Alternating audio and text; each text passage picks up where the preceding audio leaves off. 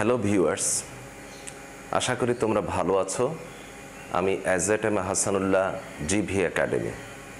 আজকে আমি তোমাদের লুপ এবং জাম্পিং স্টেটমেন্টের দ্বিতীয় অংশটি দেখাবো এবং এটি ধারাবাহিক ক্লাসের আজকে অষ্টম ক্লাস।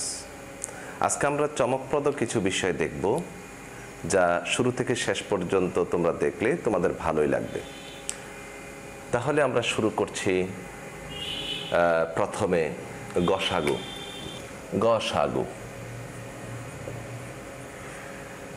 এটাকে আমরা ইংরেজিতে বলি জিসিডি। জিসিডির এলিভেটেড হলো গ্রেটেস্ট কমন ডিভিসর। প্রথমে আমরা গসাগু কিভাবে করা হয় একটু ধারণা নেই। মনে করি একটি সংখ্যা 3 আর একটি সংখ্যা 5। ছোট সংখ্যাটি 3, বড় সংখ্যাটি 5। আমি ছোট সংখ্যা দ্বারা 5কে ভাগ করব। 3 1 3, এটা 2 হলো, এটা ভাগশেষ, এটা ভাগফল। 3টা আবার এদিকে আসলো, 2 1 2, এখানে 1, 2টা আবার এদিকে আসলো, 2 2, এটা 0 হলো, একটা আবার এদিকে আসলো। সাধারণত আমরা এদিকে আনি না, এটা আমাদের বোঝার সুবিধার জন্য আমি এইভাবে করে নিয়ে আসলাম। এটাকে আমরা বলছি জিসিডি। এবার আমি এটাকে প্রোগ্রামিংয়ের ক্ষেত্রে কিভাবে করে বিশ্লেষণ করব সেটা একটু দেখে নিই। এটা হচ্ছে দুটি সংখ্যার গসাগু নির্ণয়ের পদ্ধতি।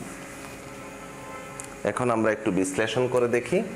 আবার 3 5 সংখ্যাটি নিলাম, এটার নাম দিলাম এস, এটার নাম দিলাম এল।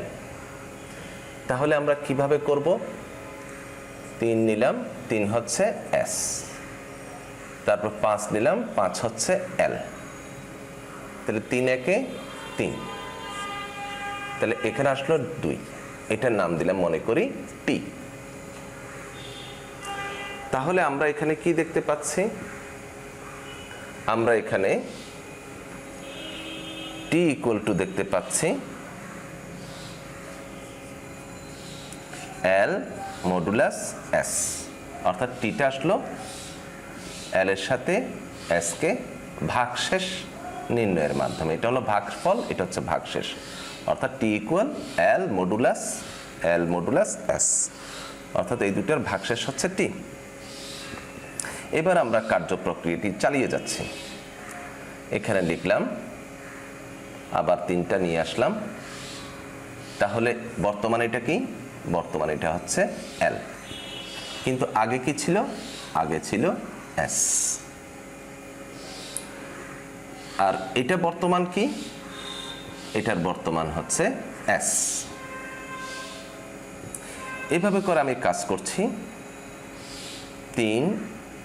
3কে 2 দ্বারা ভাগ করলে 2 একে 2 2, এটা 1 হলো।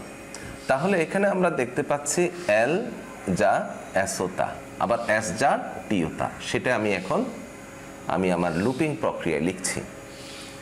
এল equal to S, S equal to T. এই কাজটি আমি বারে বারে করে যাব। যেমন এখানে 2 আনলাম, 2 একে 2, এটা 0 হলো, 1 নিলাম, ব্যাস, আর কোনো কার্যপ্রক্রিয়া এখানে নাই। তাহলে এখানে এটাকে আমরা বলছি জিসিডি। তাহলে এই জিসিডিটা এখানকার প্রেক্ষাপটে এটা কি? এটা হচ্ছে এস, এটা হচ্ছে এল। তাহলে আমরা দেখতে পাচ্ছি এখানে এলটাই হচ্ছে জিসিডি।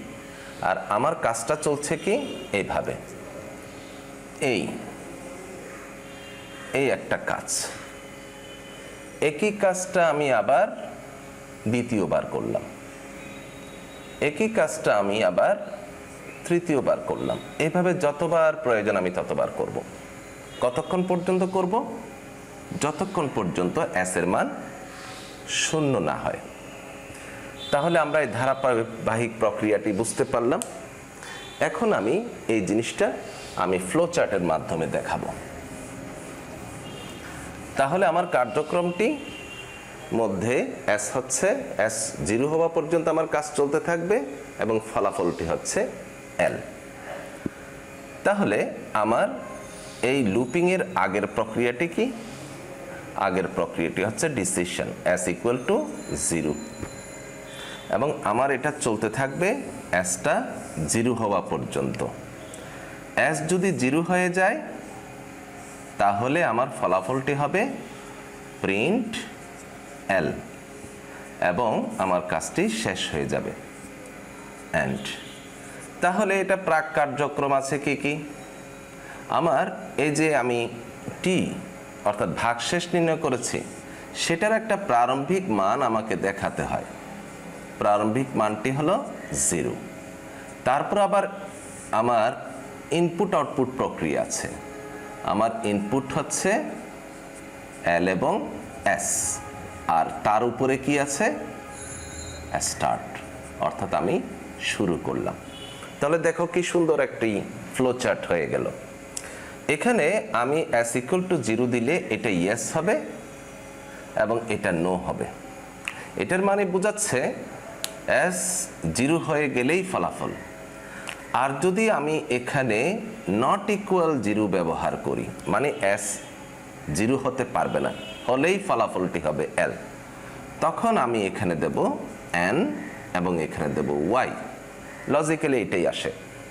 তাহলে এটাই হচ্ছে লুপ এবং এটা যতক্ষণ এটা হয় না ততক্ষণ পর্যন্ত এটা চলতে থাকে। তাহলে আমি পজিটিভটাই দেখাচ্ছি এস ইকুয়াল টু 0, তাহলে এটা হবে নো, এটা হবে ইয়েস। তাহলে এটার আমি অ্যালগোরিদম কিভাবে করব? আমি বলছি ধাপ 1 লিখলাম শুরু করি, তারপরে ধাপ 2 দিলাম দুটি সংখ্যা গ্রহণ করি, দুটি সংখ্যা গ্রহণ করি। এখানে এল বড় এবং এস ছোট সংখ্যা, এভাবে লিখলাম। এবার ধাপ 3 লিখলাম এল ও এস এর ভাগশেষ নির্ণয় করি। আমরা ভাগশেষের নাম দিলাম মনে করি টি। ভাগশেষ টি হবে টি, 80। এখন ধাপ 3 লিখলাম, ধাপ 4 লিখলাম নিঃশেষে বিভাজ্য না হওয়া পর্যন্ত এল এস প্রক্রিয়াটি চলতে থাকবে। আমরা একটু আগে যে ড্রয়িংটা দেখিয়েছিলাম নিঃশেষে বিভাজ্য না হওয়া পর্যন্ত চলেছিল, তাহলে আমি লিখলাম নিঃশেষে বিভাজ্য না হওয়া পর্যন্ত প্রক্রিয়া চলবে।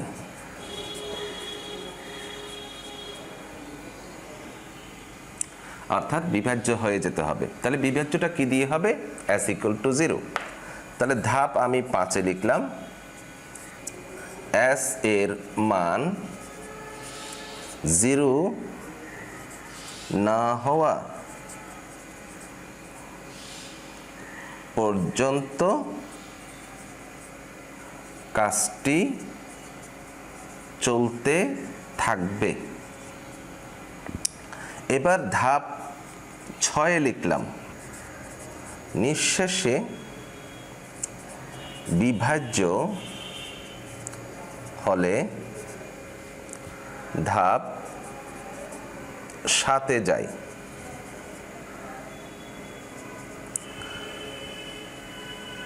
ধাপ 7 আমি লিখলাম ফলাফল হিসেবে এল এর মান প্রদর্শিত হবে। ধাপ 8 প্রোগ্রাম শেষ। এবার আমরা এই গসাগু নির্ণয়ের জন্য প্রোগ্রাম কোডিং দেখব। প্রথমে আমরা প্রারম্ভিক কার্যক্রমগুলো করে নিচ্ছি। Hash include stdio.h main integer, আমরা এল, এস এবং টি তিনটা ভেরিয়েবল এখানে ব্যবহার করেছি, তাই লিখলাম lst। এবার এল এবং এস এর মান গ্রহণের জন্য লিখলাম এন্টার। দুটো একসাথে গ্রহণ করতে চাইলে আমরা লিখলাম এন্টার 2 নাম্বার। সংক্ষেপে লিখলাম scanf দিয়ে লিখলাম %d যেহেতু ইন্টিজার টাইপ, $l $s। এবার আমরা এই টি এর প্রারম্ভিক মান নিলাম 0। এবার আমরা লিখলাম ডু, করো। আমার এই কাজটি করতে হবে। T equal to L modulus S, L equal to S, S equal to T. অর্থাৎ আমার লুপ কার্যক্রমটা এখানে লিখে দিলাম। ডু এর সাথে সংশ্লিষ্ট হোয়াইল লিখলাম এস নট ইকুয়াল 0, অর্থাৎ এর মানে এস 0 হবে না। এস যতক্ষণ 0 হয়নি ততক্ষণ ফলাফল আসেনি। যখনই 0 হয়ে গেল তখনই আমার ফলাফল। printf gcd is %d l শেষ করে দিলাম। এই হচ্ছে আমার গসাগু নির্ণয়ের ডু হোয়াইল দ্বারা প্রোগ্রাম বাস্তবায়ন। আমরা একই কাজটা আমরা ফর দিয়েও দেখব এবং গো টু দ্বারা দেখব। এই প্রক্রিয়াটি অপেক্ষাকৃত সহজ। এখন আমরা এই ডু হোয়াইলকে যদি হোয়াইল দ্বারা করতে চাই তাহলে আমাকে কি করতে হবে? আমরা এখানে এই নিচেরটা উপরে তুলে দেব, এস নট ইকুয়াল 0, ব্যাস, আর কোনো কাজ নেই। এটা হচ্ছে হোয়াইল দ্বারা বাস্তবায়ন। এবার আমরা এটিকে ফর দ্বারা বাস্তবায়ন করব। এখন আমরা দেখব কিভাবে ফর দ্বারা এই গসাগু মান নির্ণয় করা যায়। অর্থাৎ আমরা ফর দ্বারা তৈরি করব। এখানে আমরা ভেরিয়েবল হিসেবে পাবো এল, এস। আবার ইনক্রিমেন্টের জন্য আমি এখানে আই হিসেবে একটি ভেরিয়েবল নিব। ফলাফল প্রক্রিয়ার জন্য আমি একটি ভেরিয়েবল নিব, সেটি হলো টি। তাহলে আমার ভেরিয়েবল ডিক্লারেশন কোনগুলো হবে সেগুলো জানলাম। এবার আমরা শুরু করছি। হ্যাশ ইনক্লুড stdio.h লিখলাম মেইন ইন্টিজার ভেরিয়েবল ডিক্লেয়ার করলাম এল, এস, আই এবং টি। টিটা হচ্ছে আমার ফলাফল, আইটা হচ্ছে আমার ইনক্রিমেন্ট প্রক্রিয়া, অর্থাৎ যে প্রক্রিয়াটা বারে বারে চলবে। আমি এবার ইনপুটের ব্যবস্থা করছি। printf enter 2 নাম্বার লিখলাম। scanf %d দুটো নিলাম, $l $s। এবার আমি বলছি ফর i ইকুয়াল টু 1, প্রথম থেকে আমার কাজটি শুরু হবে এবং আইটি কখনো এল এর বড় হবে না বা এল এর সমান হবে এবং আইটি এস এর সমান অথবা ছোট হবে এবং i++। বিষয়টা আমরা একটু বোঝার চেষ্টা করি। এটা হচ্ছে প্রারম্ভিক 1 দিয়ে শুরু, অর্থাৎ কাজটি আমার প্রথম পর্যায় থেকে শুরু হবে সেটাই বোঝায়। আর এল হচ্ছে দুটি সংখ্যার গসাগু নির্ণয়ের বড় মান, আর এটা হচ্ছে ছোট মান। এই বড় মান বলি বা ছোট মান বলি, এটি কখনো আমার এই আই মানের বড় হবে না, ছোট হবে অথবা সমান হবে। আমি বিষয়টা একটু বুঝাই। মনে করি দুটি সংখ্যা, একটি 5, একটি আরেকটি 15। এই দুটি সংখ্যার মধ্যে এটি হচ্ছে আমার রেজাল্ট। রেজাল্টটা আমরা এখানে টি হিসেবে দেখাবো। এখানকার ইনক্রিমেন্ট প্রক্রিয়া আমি এটাকে আই হিসেবে বিবেচনা করলাম। তাহলে এটি যদি রেজাল্ট হয়, মনে করি এটি হচ্ছে এল, তাহলে এটি সমান হচ্ছে কিন্তু বড় হচ্ছে না, এটা কখনো গসাগু হবে না। একইভাবে আমি যদি এখানে 15, 5 দিই, এটি হবে আমার I increment I initial number. আচ্ছা গেল। আবার আমি যদি এখানে দিই 3, 5, তাহলে কি এই ছোট সংখ্যাটা আমার গসাগু হবে না। এটার জন্য আমরা এই ফরের ভিতরে আরেকটি কার্যপ্রক্রিয়া দেখাবো। আমার ফলাফলটি এমন হবে যা ওই দুটি সংখ্যা দ্বারা ভাগ করলে ভাগশেষ 0 হয়। যেমন এখানকার রেজাল্ট হচ্ছে 5, এটার রেজাল্ট হচ্ছে 5, কিন্তু এটার রেজাল্ট 3 নয়, এটার রেজাল্ট হচ্ছে 1। আমার সর্বদাই যে এরকম মিল করে প্রশ্ন দেওয়া হবে তা নয়, এই ধরনেরও প্রশ্ন হতে পারে। তখন আমার রেজাল্ট কি হবে? ছোট সংখ্যাটি? নো, আমার সংখ্যাটি হবে 1। এই ক্ষেত্রে আমি ফরের অধীনে কোন শর্তগুলো দেব?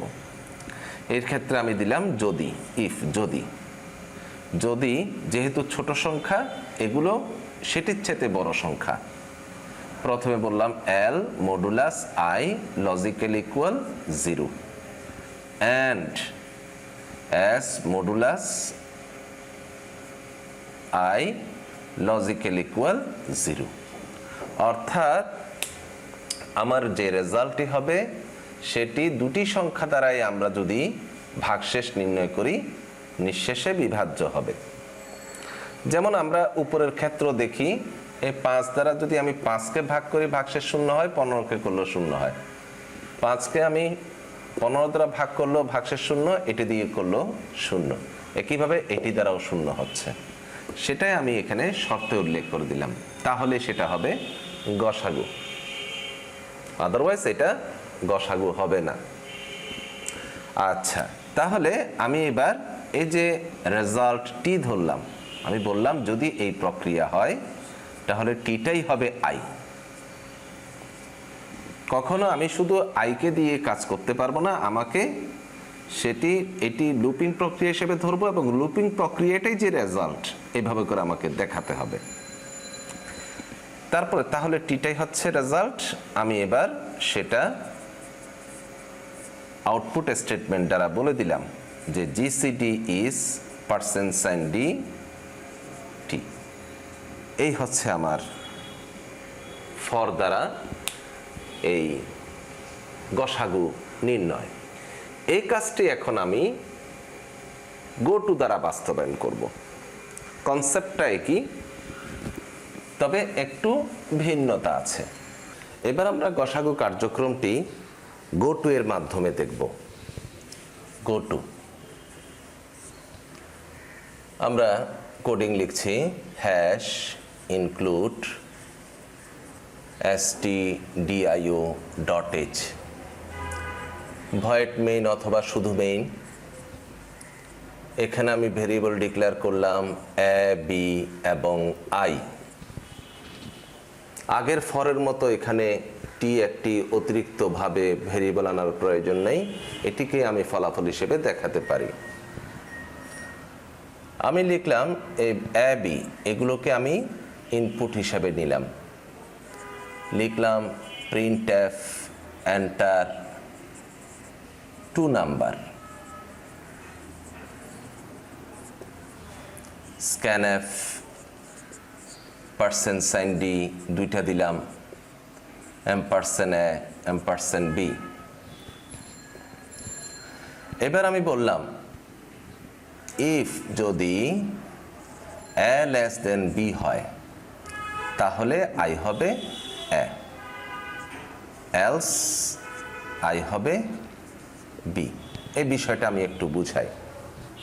এখানে আমরা দুটো সংখ্যা দেখতে পাচ্ছি। মনে করি একটি সংখ্যা 5 আর একটি 15।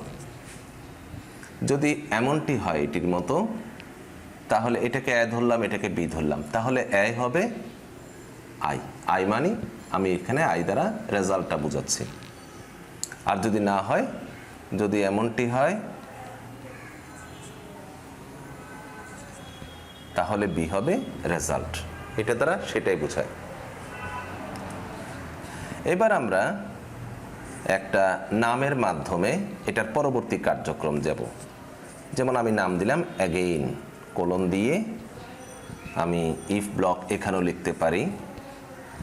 আমি ফর ব্লকে যেভাবে ভাগশেষ নির্ণয়ের একটা এক্সপ্রেশন লিখেছিলাম, এখানেও ঠিক তদ্রূপ এক্সপ্রেশনটি লিখব। অর্থাৎ এখানে যে দুটো মান থাকবে, সে দুটো মানই ফলাফল দ্বারা, অর্থাৎ এই ফলাফল দ্বারা নিঃশেষে বিভাজ্য হবে, অর্থাৎ 0 হবে। আয়ের ভ্যালু সবসময় এগুলোর চাইতে ছোট। তাই আমি লিখলাম A modulus I logical equal 0 and B modulus I logical equal 0। যদি এই শর্তটি হয়, তাহলে প্রিন্ট করবে printf gcd is %d, ফলাফলটি হচ্ছে আই। যদি না হয়, তাহলে এলস দিয়ে আমি এখানে লিখব এই ব্লকে, এই ব্লকে আমি লিখব আই মাইনাস মাইনাস, অর্থাৎ এই প্রক্রিয়াটা না হওয়া পর্যন্ত চলতে থাকবে, যেটা আমরা একটু আগে জিসিডি আঙ্কিক প্রক্রিয়া দেখিয়েছিলাম। ধাপে ধাপে যাওয়ার পর এক সময়ে রেজাল্টটা বেরোলো, অর্থাৎ আস্তে আস্তে ছোটোর দিকে গেল। সেজন্য সেটাকে আমরা মাইনাস মাইনাস দিয়ে বুঝলাম এবং বললাম গো টু অ্যাগেইন। অর্থাৎ অ্যাগেইন নামে আমি যে গো টু নামকরণ করলাম, সেখানে যাব। তারপরে কার্লি ব্র্যাকেট শেষ, এখানেও কার্লি ব্র্যাকেট শেষ।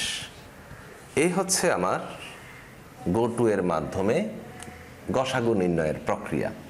এই ক্ষেত্রে যেহেতু একবারেই ফলাফল আসবে না, এই অ্যাগেইনটা এখানে যাবে। এখানে যাওয়া মানে মাইনাস হওয়া, আবার এদিকে যাবে, এখানে যাওয়া মানে ফলাফল প্রক্রিয়ায় যাওয়া। এভাবে করে ফলাফল প্রক্রিয়াটি আসবে।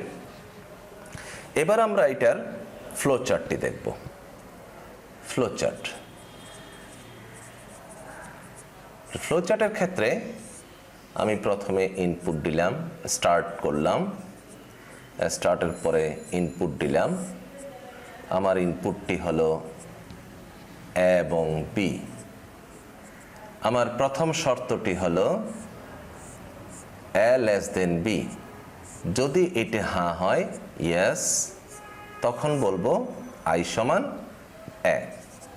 আর যদি এটা না হয়, তখন আই সমান হবে বি, অর্থাৎ এখানে যা লেখা আছে। এবার এই দুটোকে আমি জয়েন করে দেব, কারণ এর পরেও শর্ত আছে। দিয়ে আমি এই শর্তটা, ইফ ব্লকের শর্তটা দেব। ইফ ব্লকের শর্তটা হচ্ছে A modulus I logical equal 0 and B modulus I logical equal 0। এটা করার পাশাপাশি আমাকে আবার আই মাইনাস মাইনাসও দেখাতে হবে, অর্থাৎ I equal to I minus 1। এই প্রক্রিয়াটা চলতে থাকবে যতক্ষণ এই প্রক্রিয়াটা শেষ না হয়। অর্থাৎ এটা নো হলে এখানে যাবে, আর এটা যদি ইয়েস হয়, তাহলে আমার ফলাফল হবে প্রিন্ট আই। অ্যারো দিয়ে নিচে নেমে গেলাম, অ্যান্ড এই হচ্ছে আমার টোটাল ফ্লো চার্ট। এটাকে আবার আমরা এগুলোকেও আলাদা করে ভেঙে ভেঙে করা যায়, অনেক লম্বা প্রক্রিয়া হয়ে যায়। আমরা সংক্ষেপে এভাবে করে করলে আমাদের জন্য সঠিক হবে বা সুবিধাজনক হবে। এবার আসি অ্যালগরিদম। অ্যালগরিদমটা কেমন হবে? আমি ফ্লো চার্টের আলোকে অ্যালগরিদমটা তৈরি করছি। প্রথমে ধাপ 1-এ দিলাম শুরু করি, ধাপ 2-তে দিলাম এ ও বি এর মান গ্রহণ করি। জাস্ট আমরা ফ্লো চার্টে যা দেখতে পাচ্ছি তাই লিখছি। ধাপ 3-এ বললাম এ লেস দেন বি হলে আই ইকুয়াল টু এ হবে এবং না হলে আই ইকুয়াল টু বি হবে। এবার এটা গেল। এবার আমরা এই প্রক্রিয়ায় যাব। ধাপ 4, A modulus I logical equal 0 and B modulus I logical equal 0 গ্রহণ করি। ধাপ 5-এ গেলাম, সেখানে বললাম আই এর মান হ্রাস পেতে থাকবে, আই এর মান বা I equal to I minus 1 হবে। এবার ধাপ 6, তাহলে ধাপ 5 এখানে লিখব ধাপ 5 চলতে থাকবে যতক্ষণ ধাপ 4 শেষ না হয়। ধাপ 7-এ লিখলাম ফলাফল প্রদর্শিত হবে, ফলাফল প্রদর্শিত হবে। লাস্ট ওয়ান, ধাপ 8-এ প্রোগ্রাম শেষ।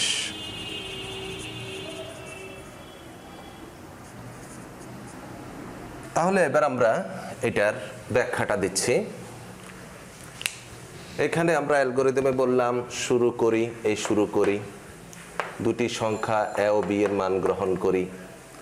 এ লেস দেন বি হলে আই ইকুয়াল টু এ এবং না হলে আই ইকুয়াল টু বি হবে। ধাপ 4-এর মধ্যে লিখলাম A modulus I logical equal 0 and এটা আমরা এ এন্ড ডি অ্যান্ডও লিখতে পারি, এখানেও এ এন্ড ডি অ্যান্ড লেখা যাবে, সমস্যা নাই, এটা এভাবেও দেওয়া যাবে। ইকুয়াল টু 0 গ্রহণ করি। ধাপ 5-এ লিখলাম আই এর মান I equal to I plus 1 হবে। ধাপ 6-এ বললাম ধাপ 5টি চলতে থাকবে যতক্ষণ ধাপ 4 শেষ না হয়, এই বলে দিলাম। ধাপ 7-এ বললাম ফলাফল প্রদর্শিত হবে, এই ফলাফল প্রদর্শিত হলো, প্রোগ্রাম শেষ। এবার আমি এইটা ঠিক এটার আলোকে সিম্পল একেবারে সহজভাবে এলসিডিটা নির্ণয় করা দেখব, অর্থাৎ লসাগু। লসাগু এটাকে আমরা বলি এলসিডি, অর্থাৎ লিস্ট কমন ডিনোমিনেটর।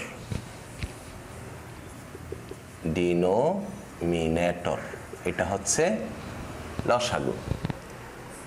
এখানে খুব সামান্য পরিবর্তন, শুধুমাত্র আমি এখানে এগুলো সব প্রক্রিয়া ঠিক থাকবে, এটাকে আমি গ্রেটার দেন করে দিতে পারি, না করলেও ফলাফলটা আসে। তারপর এটা ঠিক বিপরীত, আমি একটু পরে ব্যাখ্যা দিচ্ছি, আগে আমি লিখে ফেলি।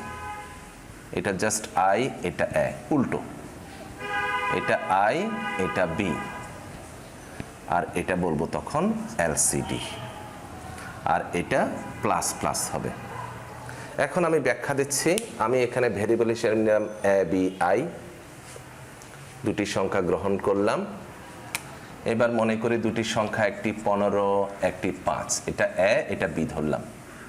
এরকম যদি হয় তাহলে এটা আনডাউটলি এলসিডি, লসাগু। আর না হলে, অর্থাৎ যদি এই ধরনের প্রক্রিয়াটি হয়, অর্থাৎ এ যদি 5 হয়, বি যদি 15 হয়, তাহলে বিটাই হবে রেজাল্ট। অ্যাগেন দিয়ে আমি বললাম এখানে সবসময় লসাগুর মধ্যে বেশি প্রক্রিয়ায় যায়। যেমন বেশি প্রক্রিয়া বিষয়টা কি, মনে করি আমি 5, 15 নিলাম, 5 দিয়ে গসাগু করছি, এটা 1, এটা 3, আবার দিতে হয়, তাহলে 1, 1 হয়, তাহলে এইভাবে করে বৃদ্ধি পেতে থাকে। এই দুটোর মধ্যে যদি 5 এবং 15 আমি লসাগু নির্ণয় করি, লসাগু হবে 15 আর গসাগু হয় 5, অর্থাৎ ছোট সবসময় গসাগু, বড় সবসময় লসাগু। সেই হিসেবে ফলাফলটি দিয়ে আমরা সংখ্যাগুলোকে মডুলাস নির্ণয় করি, অর্থাৎ আমার ফলাফলটা সবসময় বড়ই হবে। এই জন্য আমি আমার ফলাফলটা এখানে দিয়ে আমি দুটি সংখ্যাকে লিখলাম। যেমন ফলাফল হচ্ছে I modulus A logical equal 0, I modulus B logical equal 0। যেমন আমি এখানে 3 5-এ কত পেলাম? 15।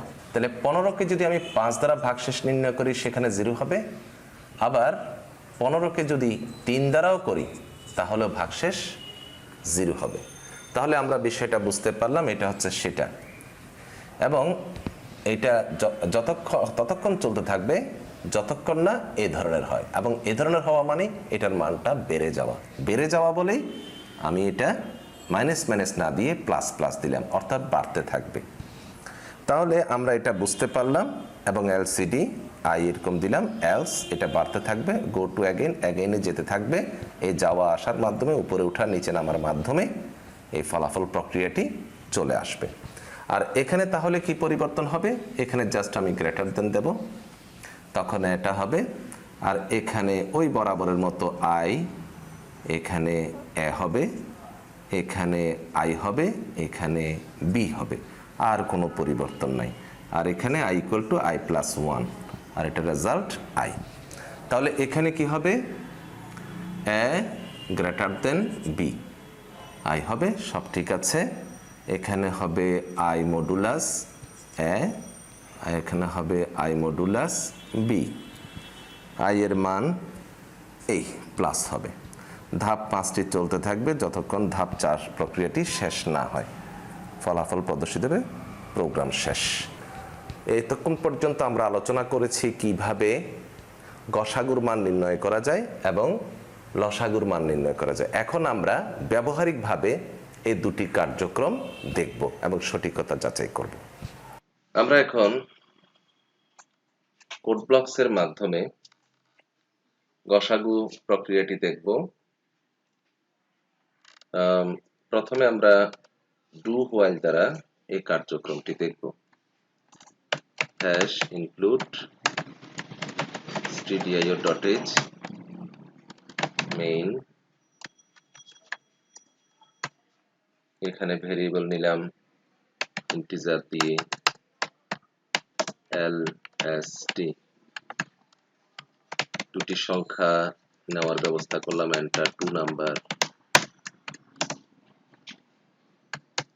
scanf %centi দুটো নিলাম, $l $s, দুটি ভেরিয়েবলের মান নিলাম,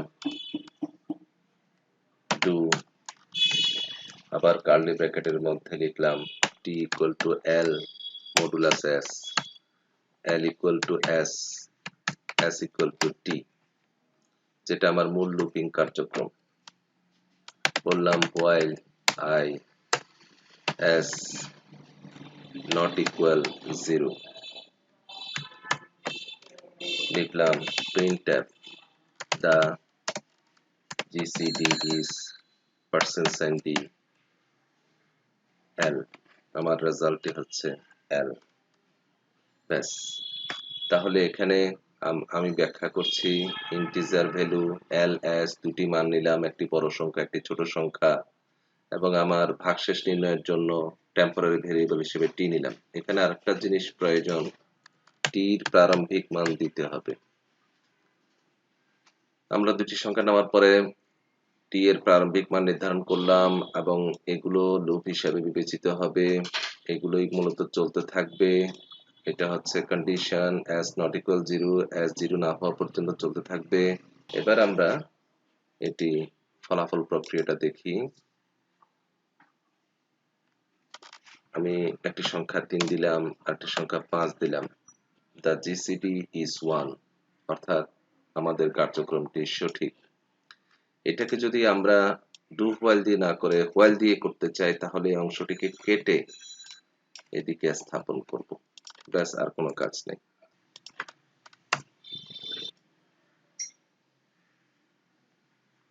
3 এবং 5 দিলাম, ফলাফল আসলো 1। তো আমরা এটা বুঝতে পারলাম। এখন এটি ফর এর মাধ্যমে কিভাবে সম্পাদন করা যায়। এক্ষেত্রে আমি lst এর পরে আরেকটা কাউন্টার ভেরিয়েবল হিসেবে i নিলাম। নেওয়ার পর এগুলো সবই ঠিক আছে। ফর এর জন্য আমার কার্যক্রমটা একটু ভিন্ন প্রকৃতির, যেটা একটু আগে তোমাদের আলোচনা করা হয়েছে। আমি সে আলোকে করছি। এখানে লিখলাম for i equal 1, i less than or equal l, or i less than or equal s, i plus plus। এটার অধীনে আমাকে আরেকটা ব্লক তৈরি করতে হবে। আমি কার্লি ব্র্যাকেটের মধ্যে লিখলাম if l modulus i logical equal 0 and s modulus i logical equal 0। যেহেতু আমার ফলাফল মানটি ছোটই হয়, সেহেতু সেটিকে আমার সংখ্যা দ্বারা ভাগশেষ নির্ণয় করতে হবে। ভাগশেষ যদি 0 হয় তাহলে টিটাই হবে আমার i। এটা বলে দিলাম। এবার প্রিন্টে আসবে টি। এখানে ফলাফলটি হচ্ছে টি। আমি বিল্ট এন্ড রানে ক্লিক করলাম। এখানে দুটি সংখ্যা লিখলাম, একটা 3 একটা 5। ফলাফল আসলো 1। এভাবে আমরা অন্য সংখ্যাও দিতে পারি। আমাদের বোঝার সুবিধার জন্য আমরা এমন সংখ্যা দিলাম যেখানে 1 আসে। আমি চাইলে 5 15 এভাবে দিতে পারি, ফলাফল আসবে 5। এবার আমরা দেখব এটিকে কিভাবে গোটু দ্বারা বাস্তবায়ন করা যায়। গোটু দ্বারা বাস্তবায়ন করতে হলে আমার এই টিটা প্রয়োজন নেই। এখানে আমরা সবচেয়ে ভালো হয় এটা যদি a b ভ্যালু দ্বারা করি, তাহলে আমাদের বুঝতে সুবিধা হবে। আমি এই জন্য a b নিলাম। if a less than b, তাহলে i equal to হবে a, else i equal to হবে b। এবার আমি বললাম একটা নাম দিলাম again if ব্লকে আমি এইটি তুলে দিলাম। ইফটা আমরা নিচের লাইনেও লিখতে পারি। আচ্ছা, নিচের লাইনে লিখলাম। এটা এল হবে না, এটা হবে এ, এটা হবে বি। আমাদের যদি এটি ঠিকভাবে হয় তাহলে ফলাফল হবে printf gcd is %d হবে i। এটি নাও হতে পারে, else দিয়ে লিখলাম। যদি এটি না হয়, else ব্লকে লিখলাম i মাইনাস মাইনাস, অর্থাৎ এটা কম পরিমাণ হয় বলে মাইনাস মাইনাস দিতে হয়। গো টু অ্যাগেইন, অর্থাৎ আমরা এ অ্যাগেইন থেকে এ অ্যাগেইনে যাব। ব্যাস, হয়ে গেল আমার কার্যক্রম। এখন আমার ফলাফলের পালা। আমি একটু ব্যাখ্যা করি। এখানে আমি এ বি দুটো ভেরিয়েবল নিলাম। এ যদি বি এর ছোট হয় তাহলে আই ভেরিয়েবলটি হবে এ, অর্থাৎ এটি হবে গসাগু, নতুবা বিটি হবে গসাগু। এখানে মূল আমি সূত্রটা দিলাম, এ এবং বি এগুলো বড় মান আর ফলাফলটি ছোট মান, তাই ছোট মানকে বড় মান দিয়ে ভাগশেষ নির্ণয় করলাম, 0 আসলো, অর্থাৎ জিসিডি হলো আই। এই প্রক্রিয়াটি আমি অ্যাগেইন নামে নামকরণ করেছি।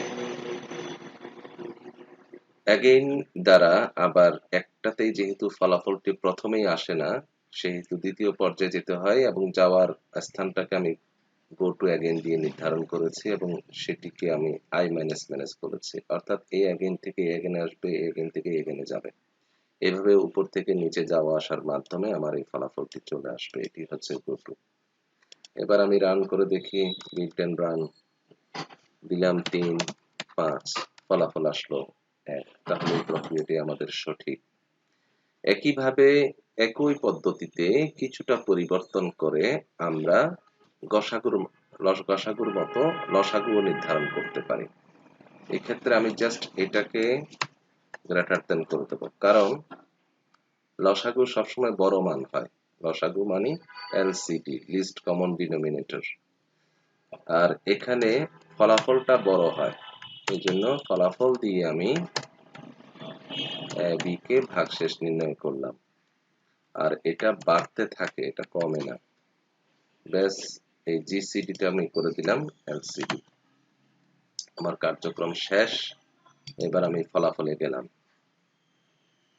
আমি 3 আর 5 দিলাম, বরাবরের মতোই ফলাফল আসলো 15।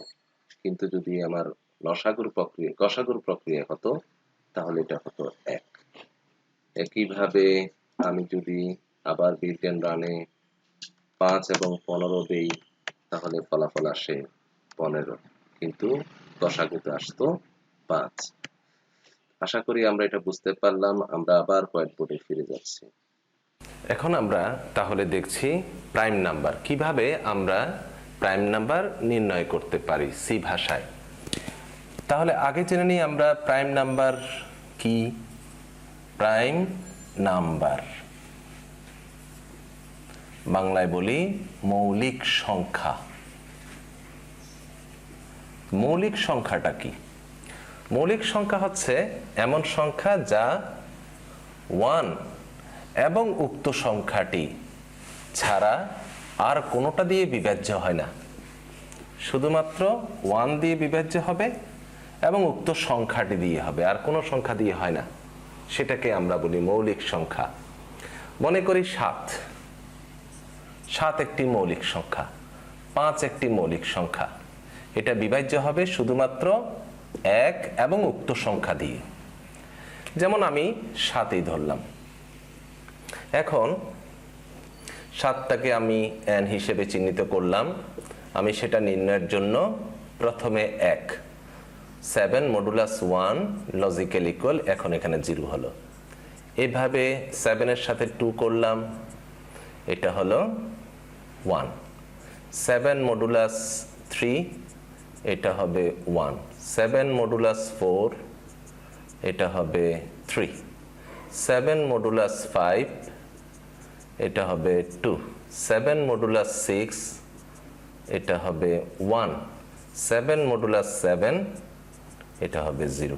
তাহলে এখানে দেখা যাচ্ছে শুধুমাত্র এটা 1 দ্বারা এবং উক্ত সংখ্যাটি দ্বারাই এটা বিভাজ্য হয়েছে। আমরা আমাদের কাজের সুবিধার জন্য আমার নির্ধারিত মানের নাম দিলাম n, এবং এটির কাউন্টিং প্রসেসের জন্য নাম দিলাম আমি i। আর বিভাজ্য বোঝানোর জন্য এই 0 যে দুটো হলো সেটা বোঝানোর জন্য নাম দিলাম c। এবার এই আলোকে আমি সি ভাষায় প্রোগ্রাম রচনা করব, অর্থাৎ কোন সংখ্যা প্রাইম নাম্বার কিনা তা নির্ণয়ের প্রোগ্রাম।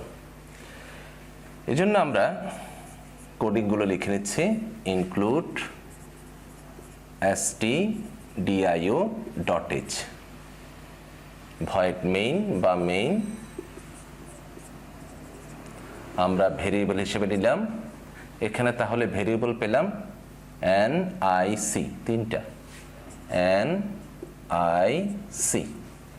এটি হচ্ছে আমার দেয়া মান, এটি হচ্ছে কাউন্টিং প্রসেস অর্থাৎ কাউন্টার ভেরিয়েবল, আর এটি হচ্ছে বিভাজ্যের জন্য ব্যবহৃত ভেরিয়েবল।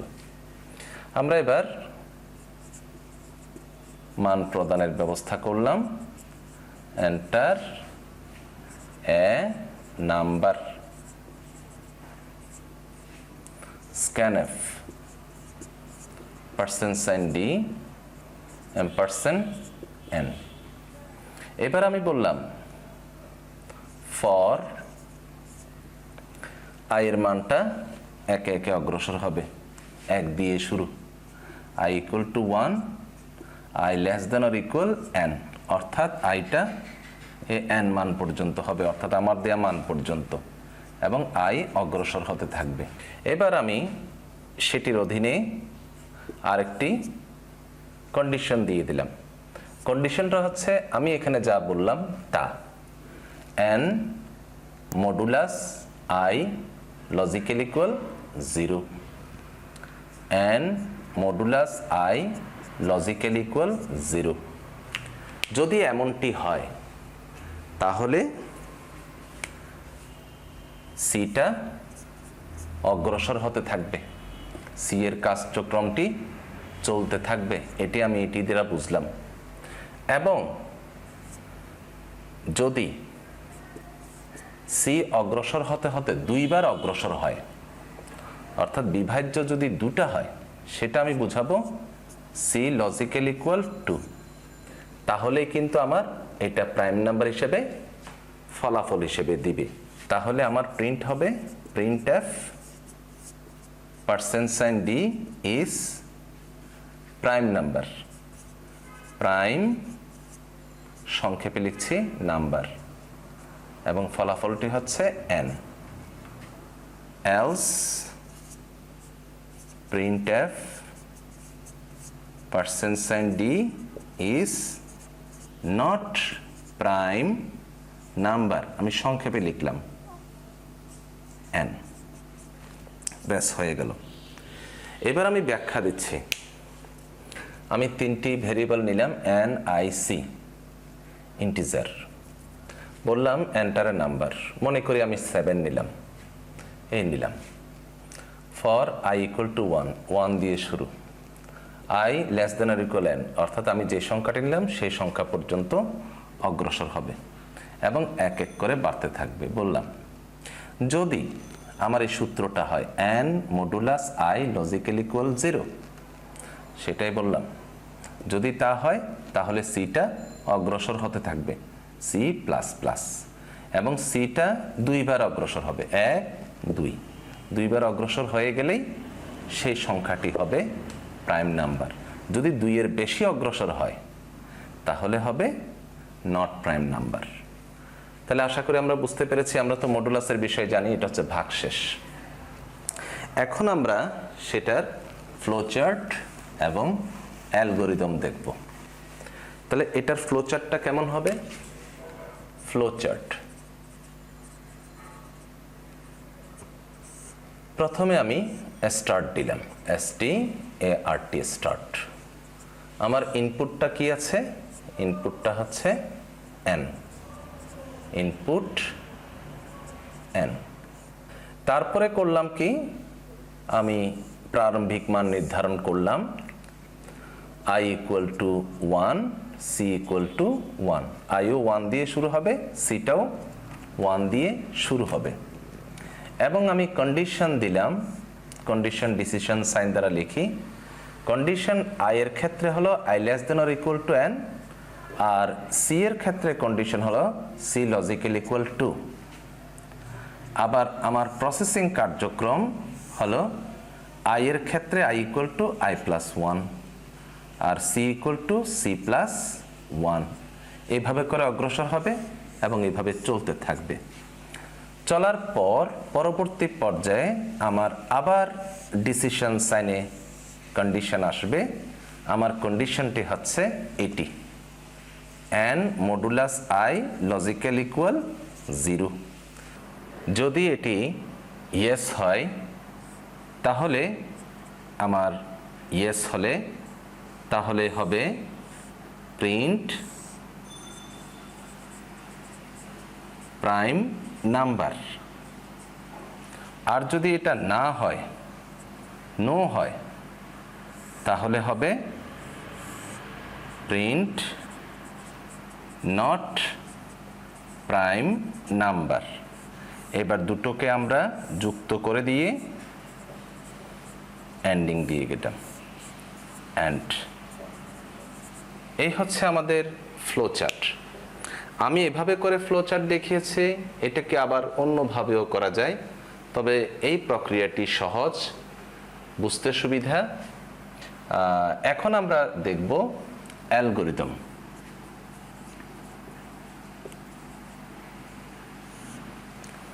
ঠিক এটাকে আমি তথ্যগত রূপে রূপান্তর করব। প্রথমে বললাম ধাপ 1, শুরু করি। ধাপ 2-এ বললাম নির্দিষ্ট সংখ্যা গ্রহণ করি বা একটি সংখ্যা গ্রহণ করি। একটি সংখ্যা এভাবেও লিখতে পারি, একটি সংখ্যা n গ্রহণ করি। এবার ধাপ 3-এ লিখলাম কাউন্টার ভেরিয়েবল i এবং বিভাজ্য ভেরিয়েবল c এর প্রারম্ভিক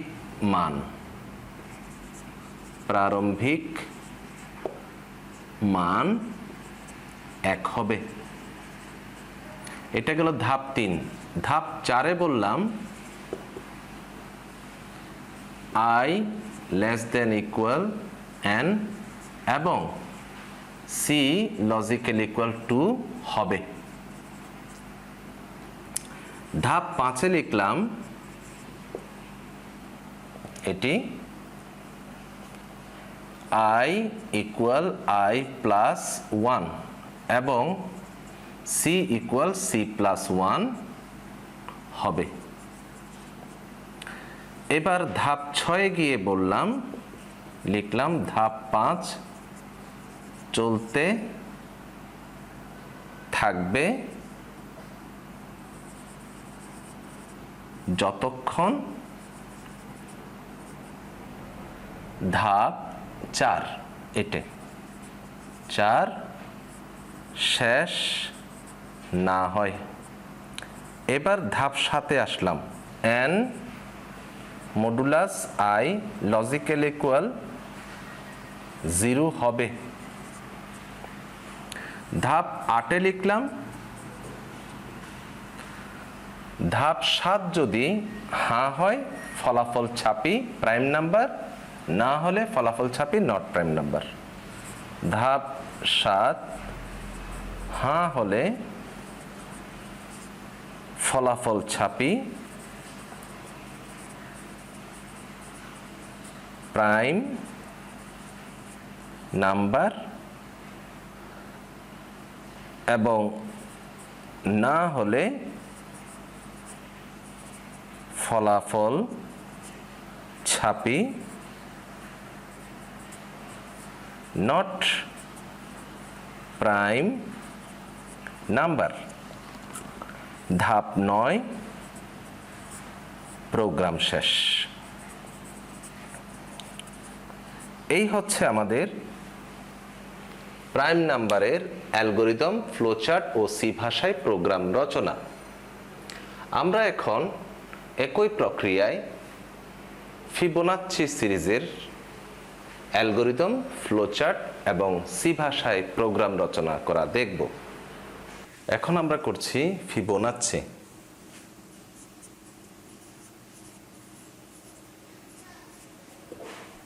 ফিবোনাচ্চি জিনিসটা কি? এটি একটি গাণিতিক কার্যক্রম যা জ্যামিতিক প্রক্রিয়ায় বৃদ্ধিপ্রাপ্ত হতে থাকে। আমি আগে বিষয়টি বুঝিয়ে বলি। আমি এখানে দুটো সংখ্যা নিলাম, একটা 1 আর একটি 1। এটি এই পরিমাণ জায়গা দখল করলো। এটি কিভাবে বৃদ্ধি পাচ্ছে একটু খেয়াল করলে বোঝা যাবে। এই দুটো মিলে আমি এটাকে 2 বললাম। এবার এটির পাশে এটার পুরো ব্লকটার সমান পরিমাণ আবার আনলাম, ফলে 2 1 এ 3 হলো। এবার এই 2 এবং 3-এর পুরো ব্লকের সমান উপরে আরেকটি আনলাম, তাহলে 2 আর 3-এ 5 হলো। এবার আমি এদিকে এই পুরো ব্লকটার সমান আবার একটা ব্লক আনলাম, 5 3-এ 8 হলো। এইভাবে করে আমরা চাইলে এখানেও ব্লক আনতে পারি। তাহলে এই প্রক্রিয়াটা কেমন করে হচ্ছে?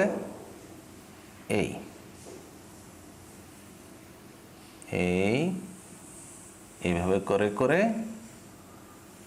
করে যেতে থাকবে। এটাই হচ্ছে ফিবোনাচ্চি। এটি একটি গাণিতিক সূত্র অনুসরণ করে। যেমন আমি দিলাম 1 1, এই প্রথমে এই 1, তারপরে 1, এই 1 1, এই দুটো যোগ করলে হয় 2। আবার এই দুইটা এতক্ষণ গেল, এবার এই দুটো করে যোগ করতে হয়, আর 2 এর 1 এ 3, আবার 2 3 5, 3 5 8, 5 8 13, এভাবে করে যেতে থাকবে। আমি সিরিজ লিমিট যতটুকু বলবো ততটুকু। তাহলে এখানে এই দুটো মিলে হচ্ছে,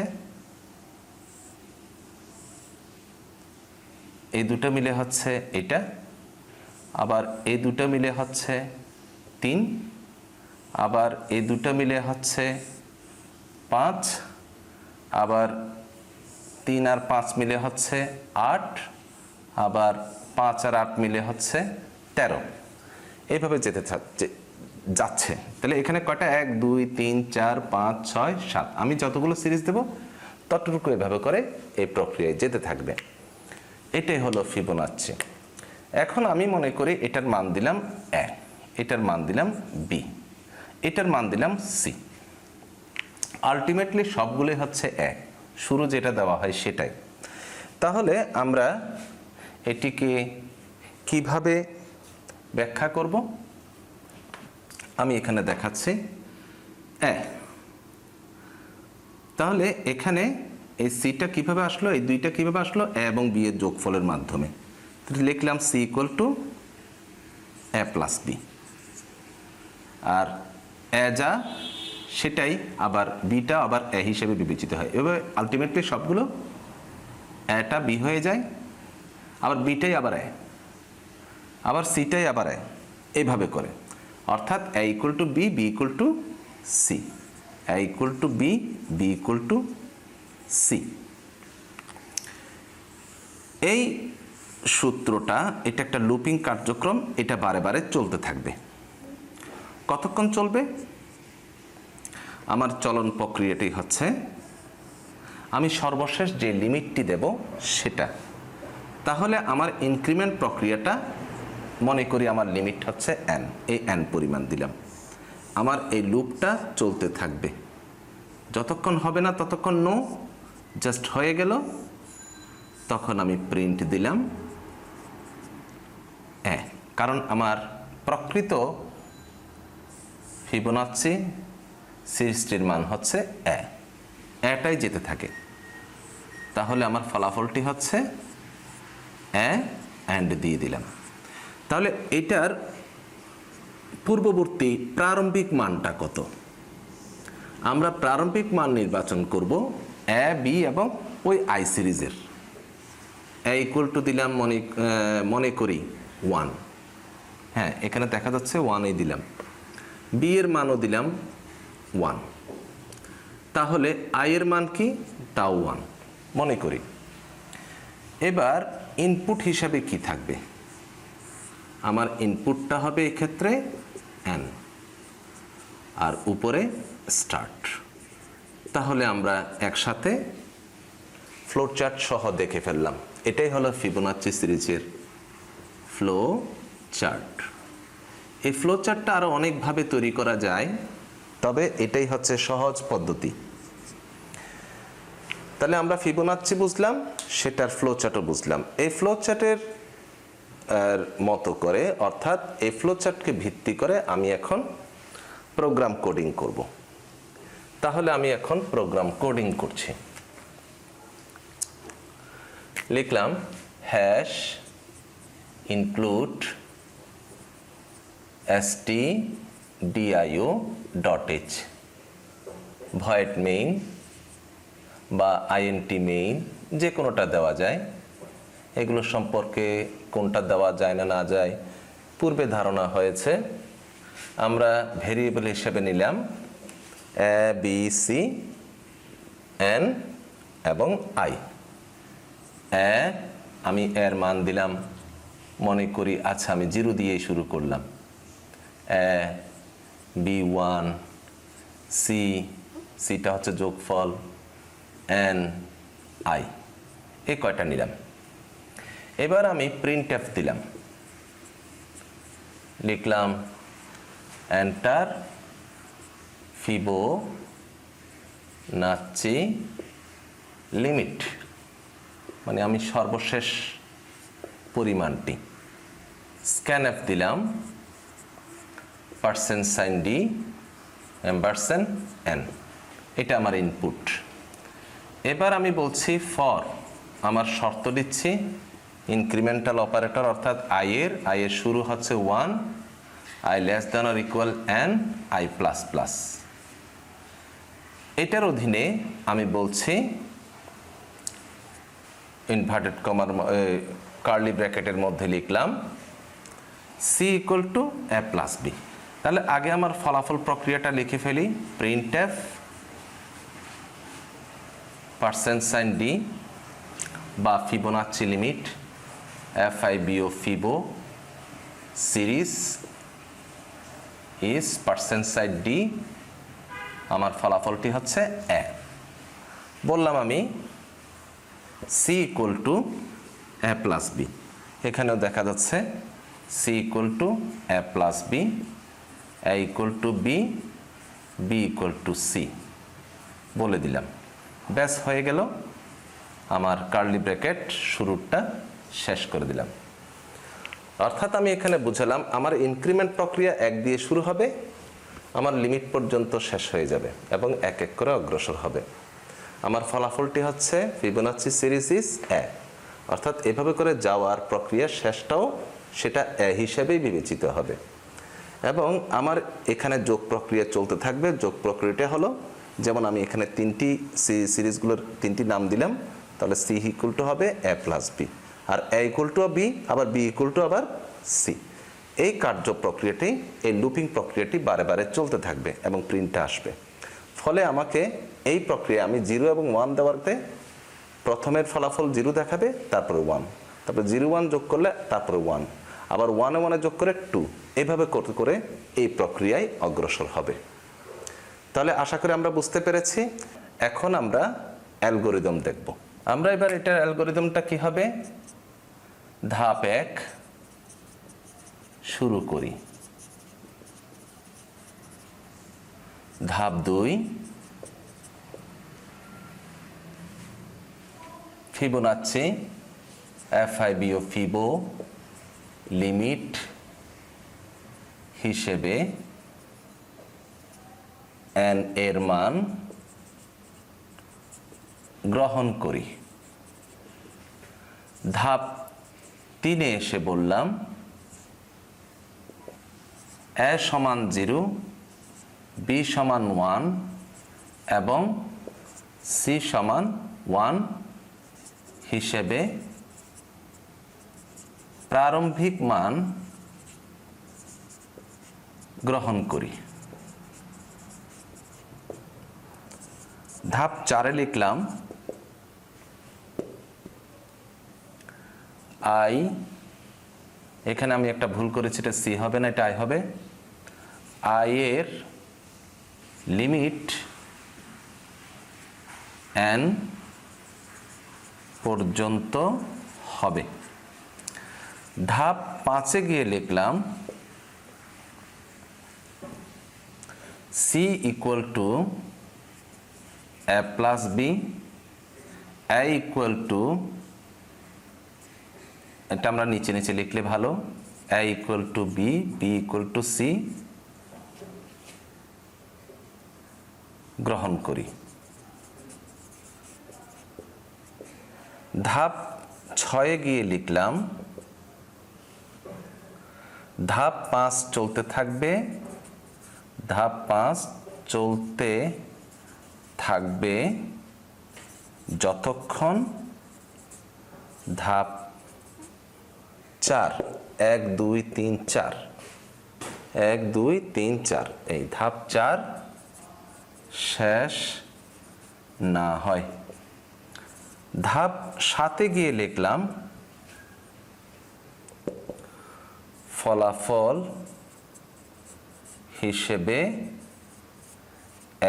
এর মান প্রদর্শিত হবে। ধাপ 8 প্রোগ্রাম শেষ। এই হচ্ছে আমাদের সহজ পদ্ধতির algorithm.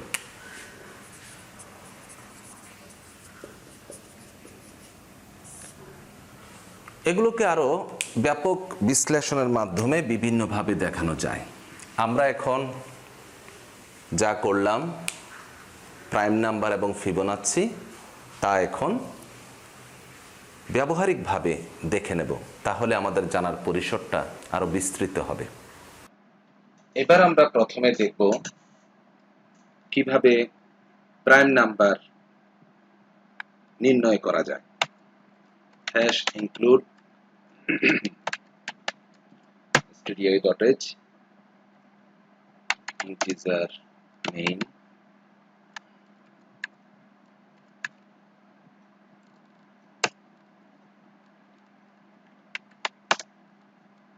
and I c equal 0, প্রথম মান c, printf enter a number,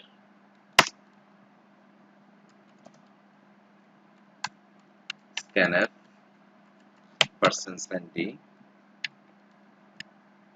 %n, for I equal to 1, I less than or equal, and I plus plus. If তার অধীনে and modulus I logically equal 0, C plus plus. If C double equal to, then তার অধীনে printf হবে %sign d is prime number.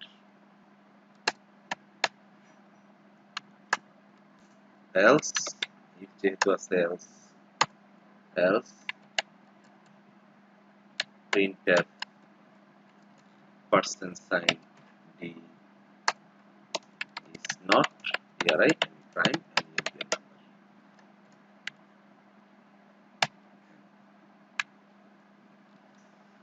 এই হলো আমাদের সিভাসের রচনা করা prime number. আমরা এখানে পূর্বে যা আলোচনা করেছিলাম সে আদলে এখানে লিখলাম, বিল্ট এন্ড রাটে ক্লিক করলাম। আমি বললাম 12 এটি প্রাইম নাম্বার কিনা, সে বলল 12 ইজ নট প্রাইম নাম্বার, কারণ 12 এক দিয়েও বিভাজ্য, আবার 3 দিয়েও বিভাজ্য, 6 এইভাবে করে 12, অর্থাৎ 2 এর অধিক। কিন্তু আমি যদি এখন এখানে 5 প্রদান করি, বলে 5 ইজ প্রাইম নাম্বার, কারণ এটি 1 এবং 5 ছাড়া আর কোনোটা দিয়ে বিভাজ্য নয়। তাহলে আমরা প্রাইম নাম্বার তৈরি করার প্রোগ্রামটি জানলাম। এখন জানবো কিভাবে আমরা ফিবোনাচ্চি নাম্বার বা সিরিজ তৈরি করি। a equal 0, b equal 1 equal 1, c and I. আমরা ফিবোনাচ্চি সিরিজ দিলাম, enter, FIBONACCI Fibonacci LIMIT, limit সর্বশেষ, লিমিট বলতে আমি সর্বশেষ বুঝাচ্ছি, %sign d ঠিক আছে, ফর ঠিক আছে, ফর এর অধীনে আমি দিলাম printf %sign d oblique t, এটার মানে হচ্ছে ট্যাব পরিমাণ দূরত্বে দেখানোর জন্য, c equal to a plus b, a equal to b, b equal to c। ব্যাস, পরের কার্যক্রম শেষ হয়ে গেল। আর রিটার্ন 0 শেষ করে দিলাম। এবার আমরা রান করে দেখব ফলাফলটি কি আসে দেখি। আমার এখানে শুরুটা 0, শেষটা 1, সে অবস্থায় কিরকম আসে। আমি লাস্ট লিমিট দিলাম, মনে করি 8টি, 0 1 1 1 এ 0 1 এ 1 1 এ 1 এ 2 1 এ 2 এ 3 2 এ 3 এ 5 3 এ 5 এ 8 5 8 এ 13 এভাবে করে 1 2 3 4 5 6 7 8 8টি আসলো। এই প্রিন্টএফটা যদি আমি এখানে না রেখে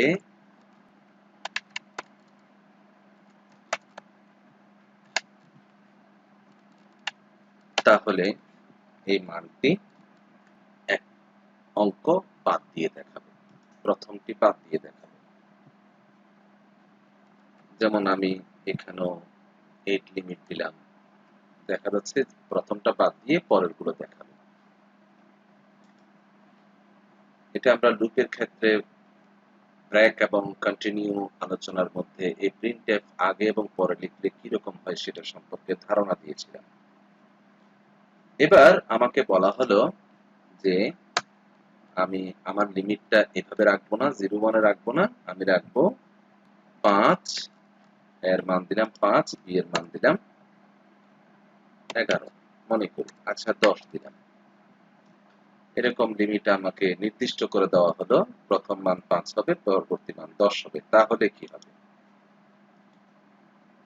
আমি এভাবে করে মনে করি ফিবোনাচ্চি সিরিজটির সর্বশেষ লিমিটটা আমি দিলাম 10টা। তাহলে আমার প্রিন্টএফটি নিচে থাকার কারণে 5টা বাদ দিয়ে দেখাবে।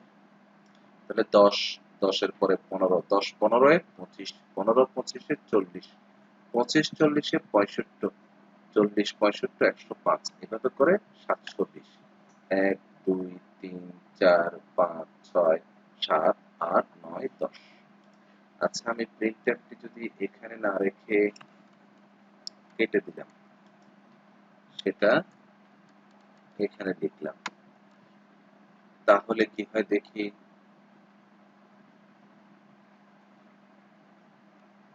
লিমিট দিলাম 10, হ্যাঁ ঠিক আছে, 5 দিয়ে শুরু হলো, এভাবে 445 অর্থাৎ সিরিজ হিসেবে দেখালো। তাহলে আশা করি আমরা ফিবোনাচ্চি সিরিজটা বুঝতে পারলাম এবং প্রাইম নাম্বার নির্ণয়ের খুঁটিনাটি বিষয়গুলো বুঝতে পারলাম। এখন আমরা আলোচনা করছি নেস্টেড লুপ।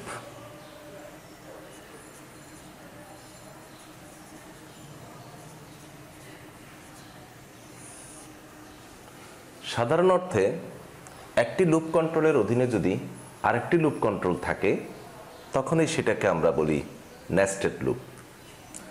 আমি সেটার সিনট্যাক্সটা দেখি। যেমন আমি লিখলাম ফর লুপ, ফর এইটার অধীনে আমি আবার আরেকটা ফর লুপ দিলাম এবং সেটার অধীনে আমি কিছু কার্যক্রম করলাম এবং এটা শেষ করে দিলাম। এই লুপটাকে বলা হবে তার অধীনস্থ ইনার, আর এটা হলো আউটার। অর্থাৎ এখানে দেখা যাচ্ছে একটি লুপের অধীনে আরেকটি লুপ, এটা আউটার, এটা ইনার। এই ধরনের কার্যক্রমকে আমরা বলি নেস্টেড লুপ। তাহলে একটা উদাহরণের মাধ্যমে আমরা দেখি নেস্টেড লুপ বিষয়টা কি। মনে করি আমাকে দেওয়া হলো 1 1 2 1 2 3 1 2 3 4 1 2 3 4 আচ্ছা 5 পর্যন্ত আমরা নিলাম। এই ধরনের একটি ট্রায়াঙ্গেল বা ত্রিভুজ আকৃতির লেখা প্রদর্শনের জন্য একটি প্রোগ্রাম দিল। এখানে আমরা রো দেখতে পাচ্ছি এবং কলাম দেখতে পাচ্ছি। এখানে মূল বিবেচ্য হচ্ছে রো, রোর অধীনে কলাম, যেটা আমরা অ্যারে আলোচনার মধ্যেও এ ব্যাপারে বেশ বর্ণনা পাব। এখানে আমি এই রোগুলোর জন্য একটা নাম দিলাম, মনে করি রো আর, আর এই কলামগুলোর জন্য আমি নাম দিলাম মনে করি সি কলাম। তাহলে কিভাবে আমি এটা করতে পারি? আমরা প্রোগ্রাম রচনা করছি, হ্যাশ ইনক্লুড stdio.h। আমি সংক্ষেপে লিখছি মেইন ইন্টিজার, আমি রো এর জন্য নাম দিলাম আর, কলামের জন্য নাম দিলাম মনে করি সি। এবার আমি এখানে চাইলে কত সংখ্যা পর্যন্ত করব সেটা নির্ধারণ করতে পারি। এখানে 1 থেকে শুরু, 5-এর শেষ। আবার আমি চাইলে আমার সর্বশেষ মানটি আমি নিজে থেকেও দিতে পারি। সেই ধরনের, সেই ক্ষেত্রে আমাকে আরেকটা ভেরিয়েবল ডিক্লেয়ার করতে হবে, printf scanf। আমরা প্র্যাকটিক্যালি সেটা দেখব।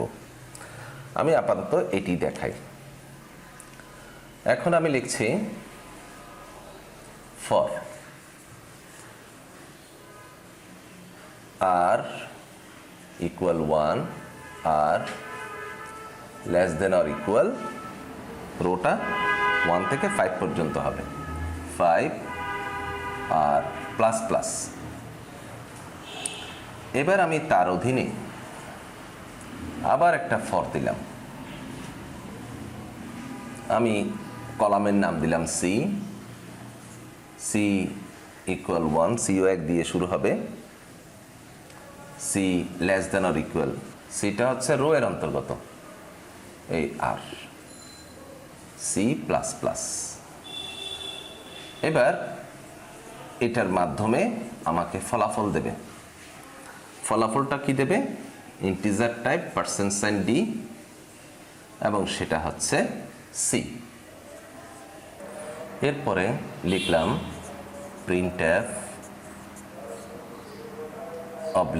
(n) অর্থাৎ লাইন ব্রেক, এরপর কার্লি ব্র্যাকেট এটা শেষ করে দিলাম এবং এটাও শেষ করে দিলাম। তাহলে এই প্রক্রিয়ায় আমি একটু ব্যাখ্যা দিই। এখানে আমি আর ভেরিয়েবল এবং সি ভেরিয়েবল নিলাম, ইন্টিজার টাইপ, আর দ্বারা রো বোঝাচ্ছি, রোটা 1 দিয়ে শুরু হলো এবং এভাবে করে 5টি পর্যন্ত রোটা প্রদর্শন করলো এবং আর ধাপে ধাপে অগ্রসর হলো। তার অধীনে ফর কলাম 1 দিয়ে শুরু হলো এবং রো এর অনুসারে শেষ পর্যন্ত আসলো, এভাবে এক এক অগ্রসর হলো। এটা দেখালো। এই লাইন বাই লাইন দেখানোর জন্য আমরা অবলিক এন্ড ব্যবহার করেছি। তাহলে এই হচ্ছে আমাদের নেস্টেড লুপ। এখানে এটাকে প্রত্যেকটা এই লাইনকে আমরা রো বলছি, আবার এগুলোকে আমরা কলাম বিবেচনা করছি। রো এর নাম দিলাম আর, কলামের জন্য আমি সি নামে বোঝালাম, অন্য নামও দেওয়া যায়। এই গেল আমাদের নেস্টেড লুপ। আমরা এখন দেখব রিকার্সিভ ফাংশন। আমরা এখন আলোচনা করছি রিকার্সিভ ফাংশন।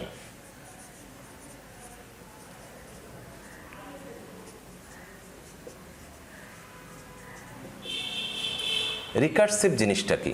সাধারণ কথায় আমরা বলি যে ফাংশন নিজে নিজেকে কল করে তাকে আমরা বলি রিকার্সিভ ফাংশন। আমি এটা বোঝানোর জন্য সাধারণ একটি কাজ দেখাই। একটি ফাংশন লিখছি printf, লিখলাম বাংলাদেশ।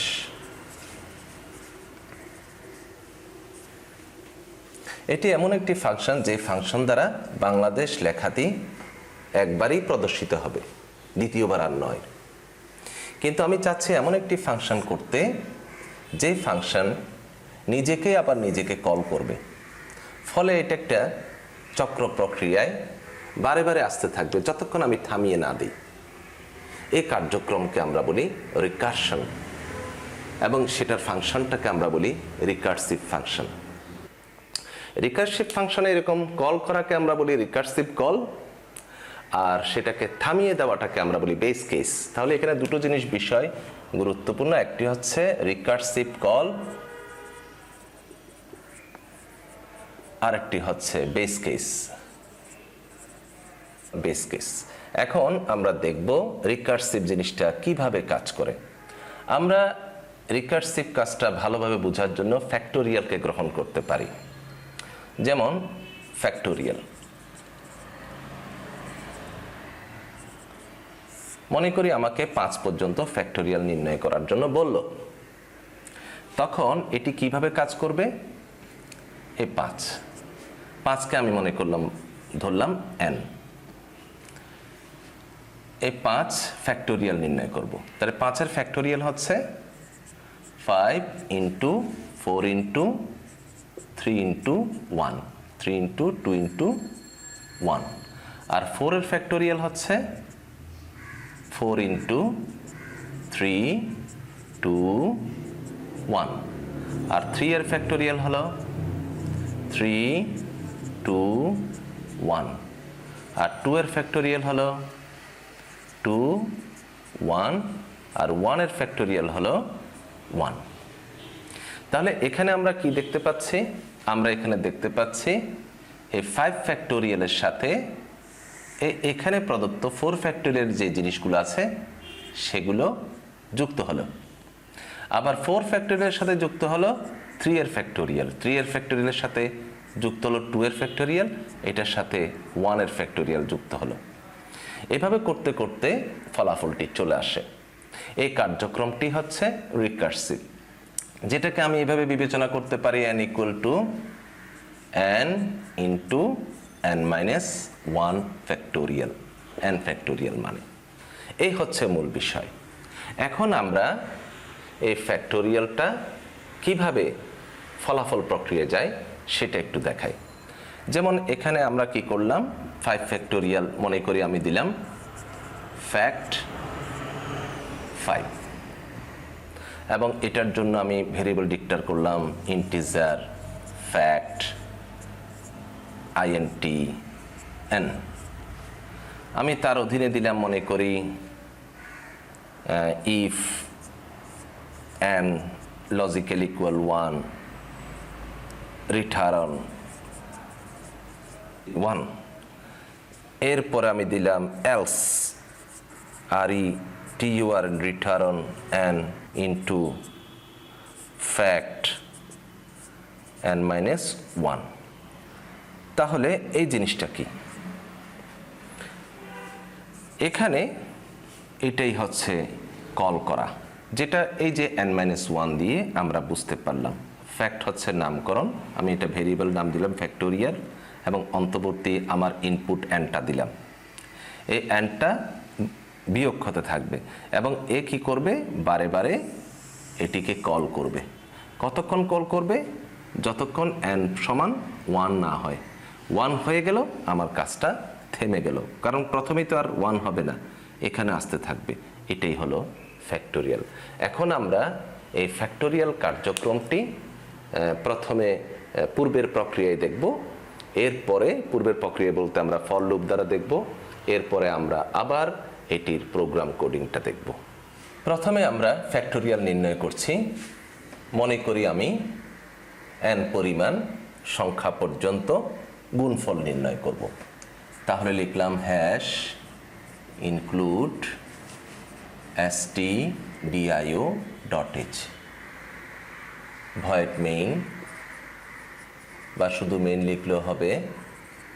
ইন্টিজার আমার ভেরিয়েবল হচ্ছে i, ইনক্রিমেন্টের জন্য n পর্যন্ত f ফ্যাক্টোরিয়াল। লিখলাম printf এন্টার লাস্ট নাম্বার, শেষ নাম্বারটি। সংক্ষেপে লিখলাম scanf %d $n। প্রথম ফ্যাক্টোরিয়াল মান 1 হয়, কিন্তু আমরা যখন সামেশনে কাজ করেছিলাম সেখানে 0 দিয়েছিলাম। ফ্যাক্টোরিয়াল কখনো 0 দিয়ে শুরু হয় না, ফ্যাক্টোরিয়াল 1 দিয়ে শুরু হয়। এই প্রক্রিয়ায় আমরা এবার লিখছি for i equal to 1, i less than or equal to n, i plus plus।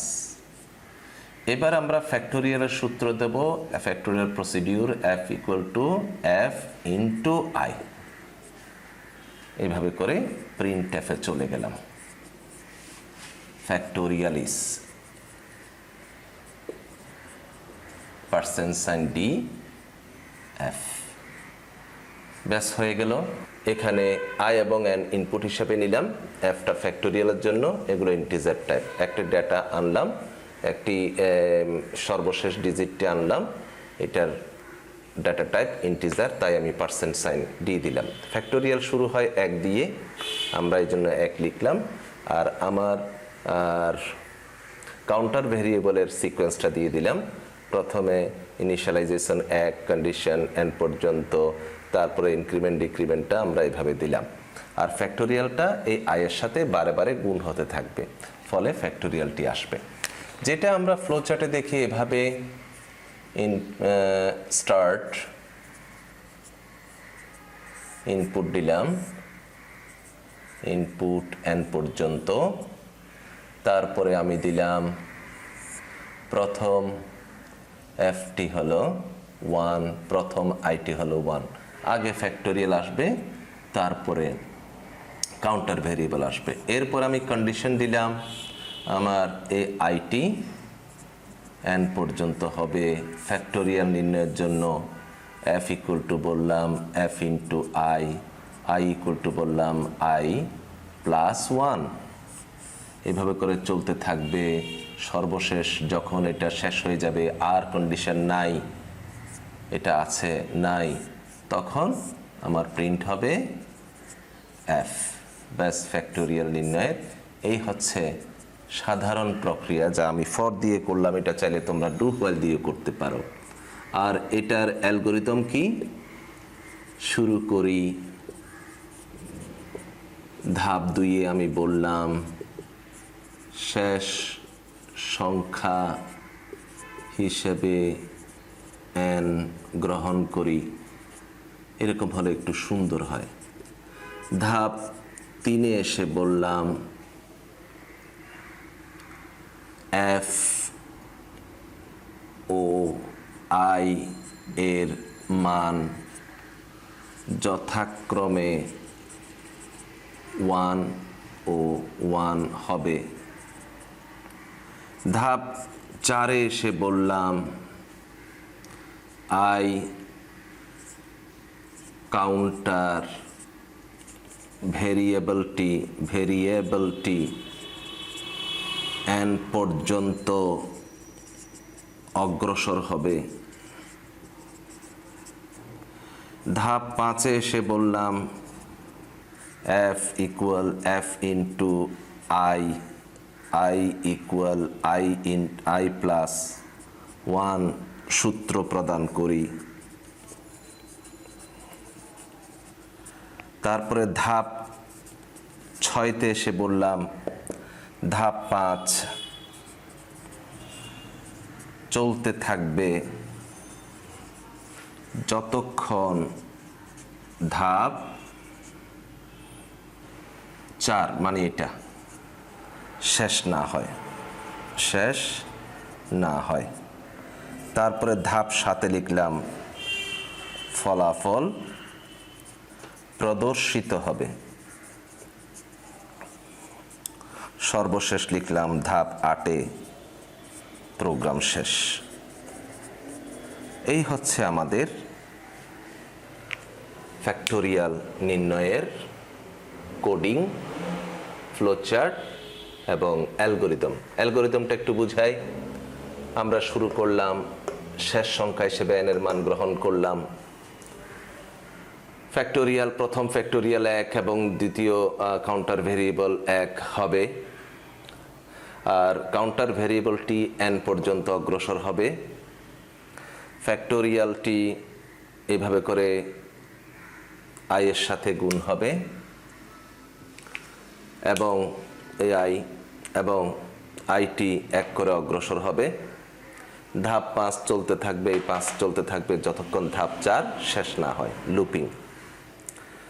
ফলাফল যখন এটা আর পাবে না, নো, তখন ফ্যাক্টোরিয়াল মানটি প্রদর্শিত হবে, প্রোগ্রাম শেষ। এই হচ্ছে আমাদের ফর দ্বারা। এটিকে আমরা চাইলে ডু হোয়াইল লুপ দ্বারা করতে পারি। সর্বশেষ আমি আজকের এই লুপ আলোচনার শেষ আলোচনা, এই ফ্যাক্টোরিয়াল আমরা রিকার্সিভ ফাংশনের মাধ্যমে করব। এটি করলে আমাদের লুপ এবং জাম্পিং স্টেটমেন্ট প্রক্রিয়া শেষ হয়ে যাবে। তাহলে আমরা শুরু করছি কিভাবে এটিকে আমরা রিকার্সিভ ফাংশনের মাধ্যমে করতে পারি।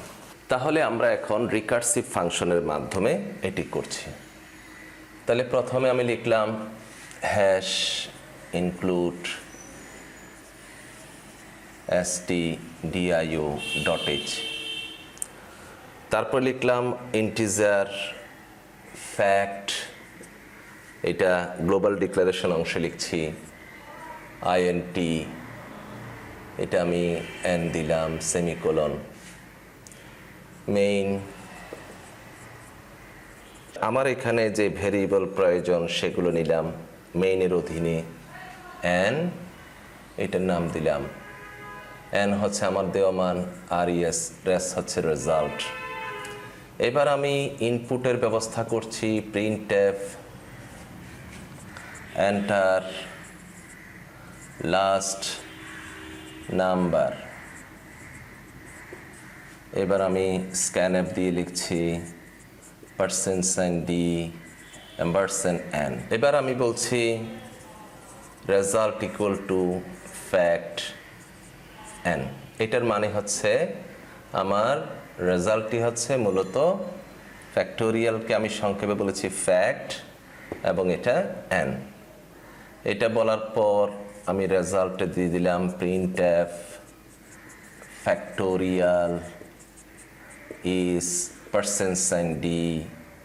আমার ফ্যাক্টোরিয়ালের নাম হলো, আমি এখানে নাম প্রদান করেছি রেজাল্ট হিসেবে। এটা আমি এখানে শেষ করে দিলাম। এই একই লেখাটা লিখার মাধ্যমে ইন্টিজার ফ্যাক্ট int n, এখানে সেমিকোলন দেওয়া যাবে না যেহেতু এই মেইনের মতো এটা কাজ করবে। শুরু করলাম। এখানে এবার সূত্র প্রয়োগ করছি, ইফ n লজিক্যাল ইকুয়াল 1 তাহলে রিটার্ন 1, এটা যদি হয় 1-এ চলে যাবে। এরকম তো হবে না, এই ক্ষেত্রে আমি এলস দিলাম, এলস দিয়ে বললাম return n into fact n minus 1 colon. এবার আমি আমার কার্যক্রমটা শেষ করে দিলাম। এটার বিষয়টাকে আমি একটু বুঝাই। আমি প্রথমে লিঙ্ক সেকশনে এটা লিখলাম, এরপরে ফ্যাক্টোরিয়াল করার জন্য অর্থাৎ গুণের মান নির্ণয়ের জন্য ফ্যাক্ট নামে আমি ভেরিয়েবল ডিক্লেয়ার করলাম যেটা ইন্টিজার টাইপ, সেটার অধীনে আবার ইন্টিজার n নিলাম, এই জন্য এখানে আমি সেমিকোলন দিয়েছি। মেইন, আমি এই মেইন ফাংশনের অন্তর্গত এই ব্লকে এই লেখাগুলো লিখলাম। প্রথমে আমি n ভেরিয়েবলটি এবং রেজাল্ট করার দেওয়ার জন্য রেজাল্ট ভেরিয়েবলটি নিলাম এবং সেটি ইন্টিজার টাইপ। আমি n মানটি আনার ব্যবস্থা করলাম। এবার আমি রেজাল্টটি বললাম এভাবে, result equal to fact within bracket n, অর্থাৎ প্যারান্থেসিসের মধ্যে লিখলাম, অর্থাৎ আমার রেজাল্টটি হচ্ছে ফ্যাক্ট এবং সেটা এই মধ্যবর্তী nটা পর্যন্ত। এবার বললাম ফ্যাক্টোরিয়াল ইজ res রেজাল্ট, এটা গেল। এবার আরেকটি ফাংশন আমি একই জিনিসটা আবার এখানে কল করলাম, ইন্টিজার ফ্যাক্ট int n। এখন আমি বলছি সেটার অধীনে ফাংশনে n 1 হয়ে গেলে রিটার্ন 1-1-এ ফিরে যাবে, অর্থাৎ আর আসবে না। কিন্তু প্রথমেই তো আমরা 1 ফিরে পাবো না, প্রথমে আমি যেটা মান দেব সেখান থেকে শুরু হবে। এলস রিটার্ন কোথায় ফিরে যাবে? যদি 1-এ ফিরে যেতে না পারে তাহলে n-এ ফিরে যাবে। এই n-এ ফিরে যাবে। ফিরে গিয়ে কি করবে? ফিরে গিয়ে সেটার সাথে আবার n-1 হতে থাকবে। অর্থাৎ এই অংশটা হচ্ছে কল, এই কোথায় কল করলো? এখানে কল করলো। আর এই অংশটা হচ্ছে এন্ড, এই অংশটা হচ্ছে এন্ডিং, যেটাকে আমরা বেস কেসও বলে থাকি, বেস কেস বলে থাকি। এই গেল আমাদের টোটাল রিকার্সিভ ফাংশন দ্বারা তৈরি করা ফ্যাক্টোরিয়াল মান নির্ণয়ের প্রোগ্রাম। অর্থাৎ এ নিজেই নিজেকে কল করছে, কল করার মাধ্যমে লুপিং প্রক্রিয়ায় আমার এই ফলাফলটি দিয়ে দিচ্ছে। এবার আমরা কোড ব্লকস এর মাধ্যমে নেস্টেড লুপের কার্যপ্রক্রিয়াগুলো দেখব। প্রথমে 1 1 এর পরে 1 2 এরপরে 1 2 3 এভাবে, অর্থাৎ পাশে যেটা দৃশ্য দেখা যাচ্ছে সেরকম। Hash include stdio.h void main বা শুধু মেইন ইন্টিজার রো কলাম, এটা যে কোনো ভেরিয়েবল নেম দেওয়া যায়। For R equal 1 R less than or equal 5 R plus plus, তার অধীনে for c equal 1 c less than or equal r c plus plus, অর্থাৎ c টা r পর্যন্ত অগ্রসর হবে। এখানে লিখলাম printf, তার অধীনে %d দিলাম। এবার লিখলাম printf oblique n, এটা লাইন বাই লাইন নিচের দিকে আসার জন্য দিলাম। এবার আমরা রান করে দেখি। ব্যাস, দেখা যাচ্ছে এখানে 1 একের পরে 1 2 এভাবে করে 1 2 3 4 5 আসলো। এবার আমরা দেখব ইনপুট করার মাধ্যমে কিভাবে করা যায়। আমি দিলাম n, printf enter last number, scanf %d %n, তাহলে এটা 5 না দিয়ে n দেব। ব্যাস, হয়ে গেল। এবার আমি রানে গেলাম। আমি বললাম এটা 7 পর্যন্ত দেখব, 7 লিখে এন্টার দিলাম। দেখা যাচ্ছে 1 to 7 পর্যন্ত দেখায়। এবার আমরা এরকম 1 2 3 না দেখে পাশে দৃশ্যমান ছবির মতো দেখব, অর্থাৎ 1 1 এর পরে 2 2 এরপরে 3 3 এভাবে। আমি সেক্ষেত্রে এই ফলাফলে সি এর জায়গায় আমি রো কে গুরুত্ব দেওয়ার জন্য বললাম। এখন ফলাফলটি কেমন আসে দেখি। এন্টার লাস্ট নাম্বার, আমি মনে করি 7 দিলাম। 1 1 এর পরে 2 2 3 3 3 এভাবে করে 7 7 7 7 7 আসলো। এই গেল। এবার আমি চাচ্ছি যে না, এরকম কোনো ডিজিট দেখবো না, আমি একটা চিহ্ন দেখবো, যেমন স্টার। তাহলে কি হয়? মনে করি স্টার প্রক্রিয়া আমি 6টি পর্যন্ত দেখবো। আমি লিখলাম 6 6 6 লাইনে দেখালো এবং সবগুলো স্টার। এই হচ্ছে আমাদের নেস্টেড লুপ। এবার দেখছি ফ্যাক্টোরিয়াল নির্ণয়। প্রথমে আমরা ফর লুপ দিয়ে এই ফ্যাক্টোরিয়াল নির্ণয়টি দেখব। হ্যাশ ইনক্লুড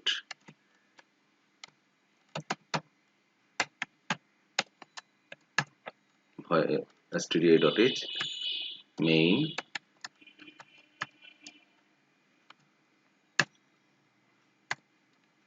ভেরিয়েবল ডিক্লেয়ার করলাম n পর্যন্ত i increment f factorial, printf enter last number,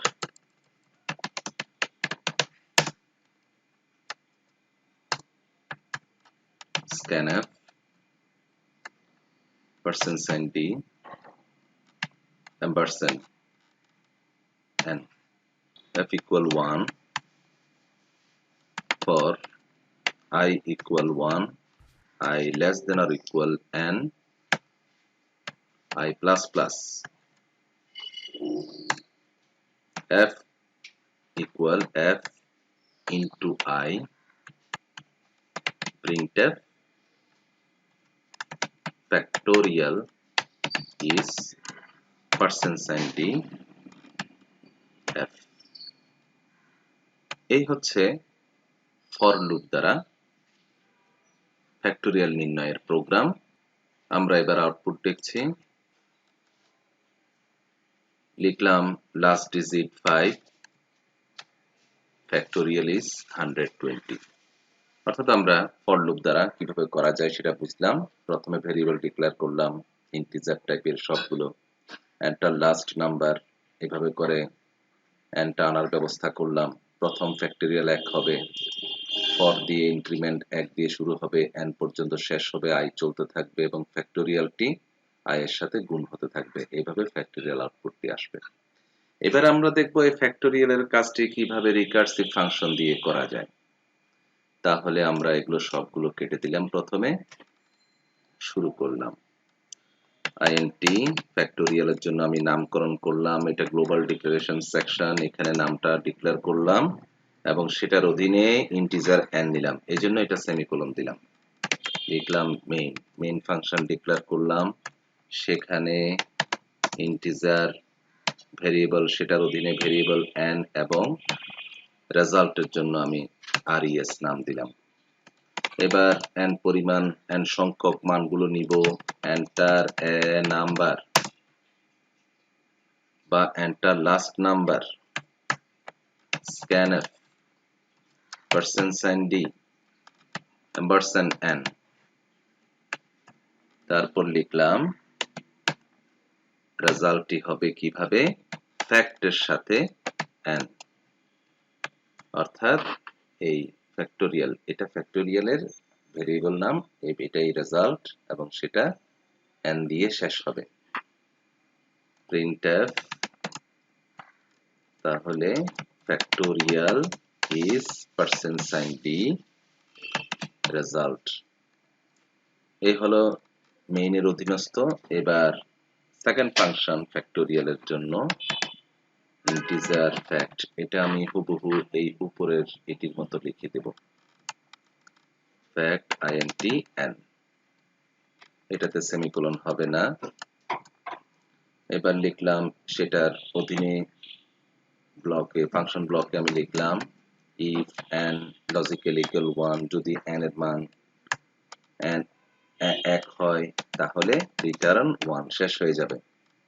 কিন্তু এটা প্রথম অবস্থায় সম্ভব নয়, তাই else দিয়ে লিখলাম রিটার্ন n, মানে n এর জায়গায় ফিরে যাবে এবং গুণ হবে ফ্যাক্ট ফ্যাক্টোরিয়াল n এর সাথে n থেকে 1। এইভাবে করতে করতে আমাদের এই ইন্টিজার, এটা আমরা কার্লি ব্র্যাকেট শেষ করলাম, এভাবে করলে আমাদের ফ্যাক্টোরিয়াল মানটি নির্ণয় হবে। এবার আমরা এটার আউটপুটটা দেখি। সর্বশেষ মানটি দিলাম মনে করি 5, চলে আসলো ফ্যাক্টোরিয়াল ইজ 120। এভাবে যে কোনো ফ্যাক্টোরিয়াল মান আমরা নির্ণয় করতে পারি। আশা করি আমরা এটা বুঝতে পারলাম। এই হচ্ছে কোডিং। তোমরা এগুলো বারে বারে প্র্যাকটিস করতে থাকবে, তাহলে তোমার জানার পরিসরটা আরো বিস্তৃত হবে।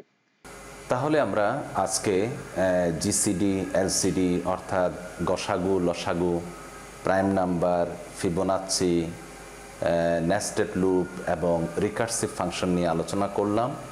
এই ধরনের বিষয়গুলো তোমাদের যদি ভালোভাবে সবসময় তোমরা প্র্যাকটিস করো তাহলে কোনো কঠিন বলতে আর কিছু থাকবে না।